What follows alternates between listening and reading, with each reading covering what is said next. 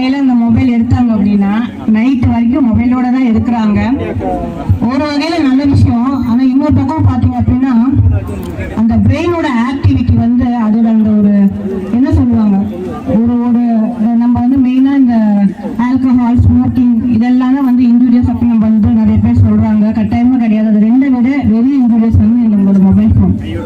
So வந்து குழந்தைங்களுக்கு அதை அளவா பயன்படுத்தி கொடுங்க. ஸோ அவங்களுக்கான சம் டிஸ்ட்ராக்ஷன், டைவர்ஷன் வேணும். ஏன்னா இப்போ எல்லாருமே சொல்றோம், ஒருத்தர் வந்து வீட்டுல இருந்து ஒருத்தர் வேலைக்கு போனா சம்பாதிச்சு நம்ம வந்து இப்போ கொஞ்சம் டஃப் தான் இப்போ இருக்கக்கூடிய இந்த லைஃப் லீட் பண்றது. ஸோ போத் வந்துட்டு பேரண்ட்ஸ் வெளியில போயாச்சு அப்படின்னா வந்து குழந்தைங்களுக்கு இப்போ எந்த ஒரு டிஸ்ட்ராக்ஷன்ஸுமே இருக்கிறது இல்லை. ஏன்னா மேக்ஸிமம் எல்லாரும் பார்த்தீங்கன்னா இந்த அபார்ட்மெண்ட் ஸ்டைல் ஆஃப் இது கல்ச்சர் எல்லாம் வேற வேற மாறி போகுது.